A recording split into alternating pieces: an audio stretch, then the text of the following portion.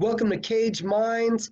I'm your host, Micah Frankel, and joining me today is the Renegade Jerome Rivera. Jerome, thank you for the time, sir. Of course, Micah. I'm glad to be on the show again, as always. So where are you? Right now, I am at Santa Fe Athletic Co. That's where I do my strength and conditioning. I do have a mask right here. I'm in a little private office, so whenever I leave here, I got my mask on. But yeah, that's where I'm at right now. So is that where you do your strength and conditioning or where you do your personal training out of? So I personal train clients here, but I also do my strength and conditioning here too. Oh, okay. So you double dip there. Yeah, exactly. It's a nice spot, bro. Whenever the quarantine isn't going on, they have some really good group classes. They have a nice TRX class, kettlebell class. Me and Josh teach a fitness class in the morning also, so definitely a good spot to work out here in town. Oh man, that sounds like a scary, hard, unbearable. I mean, like I can imagine you two as coaches. It's not taking it easy on anybody. Yeah, people love our classes, especially Josh's. He has a really hard class. I try and make mine a little more functional and finesse, but Josh he makes a really fun, tough class. So we talked to Jerome about 7 weeks ago. Contender Series was the word. And the other day we saw a commercial. Now it's official. What was it like, first off, behind the scenes, going out to Vegas and shooting the commercial, having the conversation with them about what this means to you, all that? It was awesome, bro. Like I was just doing my best to take it all in and enjoy the process and have fun. Me and Josh were like two kids in a children's museum over there. It was just crazy. They had all the jerseys up from all the seasons of the Ultimate Fighter, signed by all the cast members. And oh man, that UFC Apex is something else. It's a nice spot they got going on there. Now, what is that like? Listening to the camera, taking the instructions. We know you're kind of shy. We've been trying to get it more out of you, the media, but what was that Yeah. like doing the commercial and doing all that from your perspective, from that shyness? It was cool, bro, but I'm not gonna lie, like when we first got there, like all the fighters are kind of sitting there and they're breaking down to us how the day is gonna go. Like, all right, you guys are gonna go get your makeup done, and then you're gonna go do an interview, and then after that you're gonna go do strength and conditioning while we record you, and then you're gonna go do some mitts. And yeah, I was kind of sitting there next to Josh, and I'm just like, I could feel like this burst of energy inside me, and I'm like, I can feel myself getting nervous, and I haven't got really nervous like that in a long time. And then I just kind of had to remind myself, like, breathe. It's okay to get a little anxious, a little excited, like, but just remember, like, being with LFA, they kind of groomed me for that stuff, like doing a lot of the around the table interviews and taking a lot of pictures and videos and stuff like that. So once the ball started rolling and we did the interview and stuff, I got pretty comfortable. I felt good, but it was the first time I got nervous in a while. Now, last time that I talked to you, you were basically on the verge of finalizing the opponent, of knowing who would be replacing Brandon Royval. So, was there still at that point, was there any other talk besides Luis Rodriguez? Were you just waiting for it to be finalized? No, literally the same day that my manager texted me and told me Brandon got picked up by the UFC, he's like, oh, and so the word is now you're going to fight Luis Rodriguez August 4th. So at least that was nice because I already had an opponent and I already had another date in mind. So we could kind of formulate a game plan and what the training camp was going to look like. And we were already in good shape. We had been grinding for that camp. So it was nice that at least, I mean, I lost the Brandon fight, but we did have plans right away. So that was good. So, does it feel like it's been a really long time now studying for Luis? Because that Brandon fight fell out, and we talked 7 weeks ago. So, we're talking about what a 12, 14-week camp you've had? Yeah, pretty much. I mean, like I think May 21st or 25th, somewhere in that range is when that Brandon fight fell through. And I had already been in camp since March, like training pretty actively. I didn't officially like start up camp till like mid-April um of like 5-6 days a week and having everything written down. Um But yeah, it's been a long camp to say the least. And but we've just been really smart about it. You know, I was training actively, but once we, like I said, once we got the date for the next one, we kind of took our foot off the gas a little bit and took it easy for like 2 weeks. Chino was getting ready for his fight, so I kind of helped him get ready for his fight. And I was like, all right, I need to take a week off, just relax. And so it's been a long camp, but we've been being really smart and professional about it, I feel like. So I feel really good right now. With everyone constantly having to adjust to the nuances and what's newly being learned about COVID-19, is there any sigh of relief when people are tagging you on social media that the commercial is played, that they've announced the Contender Series officially to the public? Yeah, that made me feel good for sure because I was starting to think for a minute. I'm like, when are these guys gonna announce it? You know, like, are they getting cold feet about announcing it because it's maybe gonna fall through? Like, so yeah, I had heard a rumor that they had told me that they were gonna announce it on that Benavidez card, but yeah, I was happy to see it actually happen because I was getting a little nervous there for a second.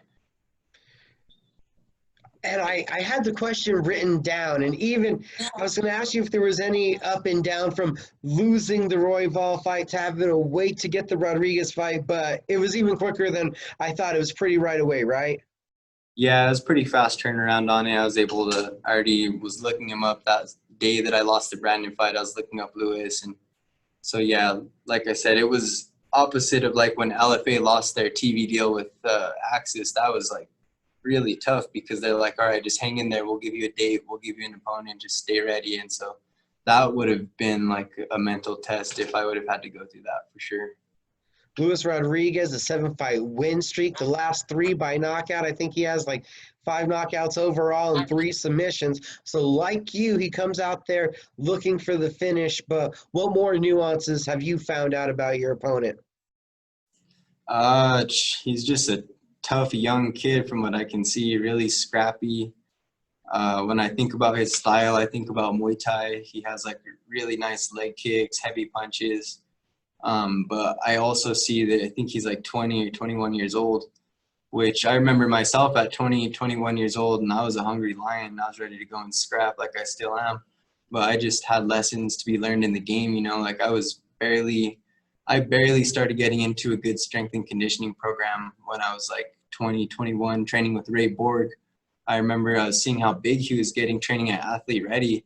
And every time me and him would train, that's where the real big difference was his speed and his strength. He was just like really strong and fast. And he was telling me how strong and fast the UFC guys were. So I'm like, damn, I need to step it up. And so I think just my experience and professionalism is going to play a big part. You know, I've fought on LFA. I've had cameras in my face before and done interviews. And I've formulated a lot of training camps, which I'm sure he has too. But, you know, I really have everything down to a T now, from my recovery to my sleep, my nutrition. So yeah, strength and conditioning. You know, I'm ready to roll. I'm pretty confident. And, yeah, I think professionalism and experience is going to play a big role. Does the Dana White, the judges factor, not the judges at ringside that are scoring the fight, but the guys that are judging who gets the contract, does that play a factor into, we know you're a finisher, but even wanting to get the finish that much more? Yeah, a little bit, you know, like it's going to give me that little bit of urgency to where I'm like, you know, want to finish the fight a little bit more. But like a few people have been asking me that, like, what, how are you going to impress? Or, you know, like people have been asking me in interviews, like, what am I going to do that's special? Or what am I going to do different? And I'm like, honestly, that hasn't even been a thought in my head. Like, I just feel like the way I fight is exciting. If me and him get to go 3 rounds and I just get to display more technique, or if I get the finish early in the fight, you know, then cool. But I'm just going to look out. I'm going to go out there and try and execute my game plan and see everything coming at me. And I just want to show some of the skills I've been working on. We've been asked those questions. Do you almost have the feeling like, have you guys seen I kind of hit flying submissions and head kick people? Yeah, I'm like, you know, like I don't know. I don't even try to be excited. I'm just a scrappy dude. I like to fight. When it's time to fight, that's what I was telling this other guy. He was like, how'd you go from the shy guy to the renegade? And I'm like, was just kind of like a contradiction because you catch me anytime you see me at work or just on a daily basis. I'm the shy guy, but you catch me in the ring, that's when I turn into the Renegade. So. And how have you felt the last 7 weeks since we talked to you? Almost this Renegade fight camp, the Park fight camp. How has that been going? It's been going great. Just same thing. We've just been having to stay creative. You know, Josh got some wrestling mats in his garage, so we've been doing a lot of BJJ in the garage and wrestling and getting a lot of bag work in, getting a lot of mitt work in, just trying to do anything and everything that we can, running more than ever, lifting a lot of weights. And like I said, I've really like stepped it up in the recovery and just taking care of my body, my nutrition and stuff this training camp. Like honestly, without a doubt, this is the best shape I've been in for a fight. I feel strong, I feel fast, weight's good. So yeah, I'm excited for it. In Octagon, what do you expect us to notice that'll be different about your performance this time? I think a little bit more composure. You know, like a lot of people see me in the past, like I get really emotional sometimes. I get fired up. I like to yell. I like to brawl sometimes if they engage in a brawl. But I think this time I'm going to show a good mixture of it. You know, like I'm going to have my time to explode, but I'm also going to go out there and be a technician and keep him back and throw my long kicks, throw my long strikes, you know. Yeah, you know, he's a good striker, but also he's 20, 21 years old. And on the day that me and him fight, that's going to be 9 years since the day I started training. So, I mean, this kid was 11, 12 years old when I first started this. I mean, I'm a good striker too, and I've been training just as long. So if I can go out and execute, I think I'm just as good, if not better, of a striker. Just got to go and execute. Those emotions are part of who you are. We've seen it a lot here on the local scene. That's who you are. So how do you balance it? Because you can't change who you are that's got you there, but like you said, maybe you don't want to be as emotional in the cage. How do you find that right balance? Yeah, I want to have like a controlled chaos, you know, like I want to use those emotions to fuel me, but still like make sure my head is clear enough to make smart decisions. Like you hear Jocko Willink, he says if you're emotional, you're not going to make wise decisions. You might make a bad decision when you're emotional. So, you know, I want to let those emotions just fuel me, give me that confidence. But at the same time, I know that my head has to be there focused that whole time. And I've been really focusing on that when I spar, when I hit mitts, just being completely focused every time I train, like head in it 100%. So yeah, that's an adjustment I'm looking to make. But yeah, you know, still having the emotion though, you know, still got to be me. Even like in the Latchman fight, I did a better job at controlling the emotions. I felt a little more composed. I still got a little bit emotional, like backstage and stuff, but I did a lot better job in that fight, and I think it's just going to continue to get better. Getting introduced to a whole new audience now, that global audience, a little bit bigger stage, obviously, with the UFC platform. What is the reason that you started this journey, this martial arts journey, this path? It's so funny. Like it was just like my calling, you know, like when I was a little kid, I was hooked watching anime, like just anything that had fighting in it, you know, if it was Dragon Ball Z or Power Rangers or whatever it was, I was always attracted to the fighting. And then once I saw UFC for my first time when I was in like 4th or 5th grade, I was just fell in love with it. And like me and my friends would go and wrestle at the park, and I was always trying all these moves and catching triangles at the park when I didn't even know what a triangle was, and getting in street fights and putting dudes in the Muay Thai clinch and looking like Anderson Silva, and I'm like in 7th grade. So, you know, like I just feel like it's something that I can't picture myself doing anything else. Like BJ Penn said it best, you know, birds fly, fish swim, and I fight. If I had a choice of being a orthopedic surgeon making hundreds of $1,000s every single year, you know, like having a nice shield of comfortability, or being a professional fighter, I'd be a professional fighter all day, no matter how hard it is, how tough it is, all the sacrifice you got to go through. This is just what I think I was born to do, and I want to inspire my friends and my family and anybody that sees my journey. I want them to be inspired. Another thing with Jerome is we always see that smile on his face. Even when we were talking last time, he's like, man, I'm sad. I can't train at the gym. The Royval fight's been canceled. Dude's still smiling and positive. Where do you get that positivity from? Uh, I just try and think about like, one thing that's been really big for me lately, I try not to talk a lot about politics or religion when I do interviews and stuff, but really like just having my faith in God, like just knowing that either win, lose, or draw, like everything's always going to be okay. Like my family's going to be there and I have to persevere through life. We're always going to get hit with tough challenges and hard obstacles. And I mean, I've just realized like after that Brandon fight was like a big learning lesson for me. Like the world doesn't stop spinning for nobody. Like it's going to keep going. And if you sit there and mope and you're negative and you're sad, like it's not going to lead to anywhere good. You got to keep your head up. You got to bite down and just be positive and set an example for everybody around you. Just show people that you're a hard worker and you're a good person. And whether you believe in God or not, just persevere for your family, for your friends, like show people how strong of a person you are. It's kind of what I like to go by. This fight, do you look at it? What is this? An opportunity, an introduction? How do you look at this fight?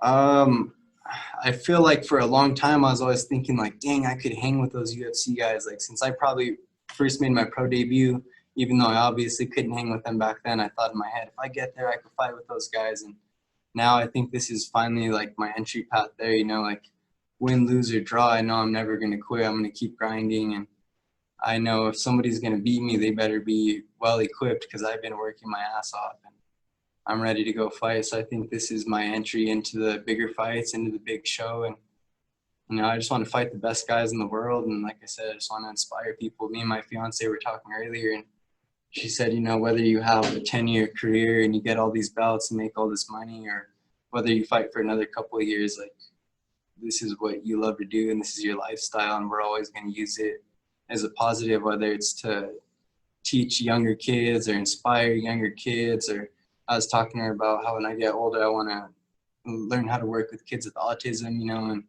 maybe start up my own gym one day and teach kids with autism. I have a little class there for them, or teach kids that have ADD. I just want to give back through what I'm good at.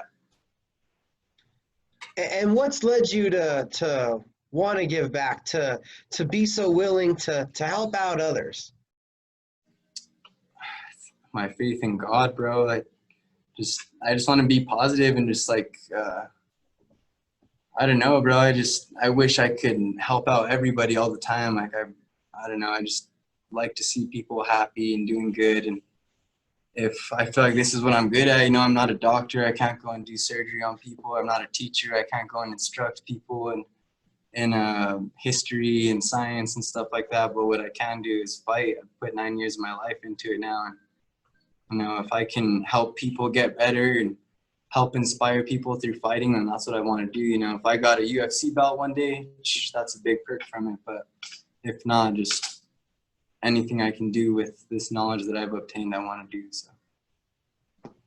August 4th, the Contender Series. Jerome Rivera is going to be on there facing Luis Rodriguez.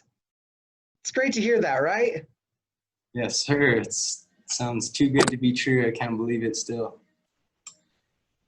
How does it feel now to be where we are? Like you said, the commercial's been played, and you're like 10 days out from the fight. How almost, I guess, is real the word to say now? Does it feel to you?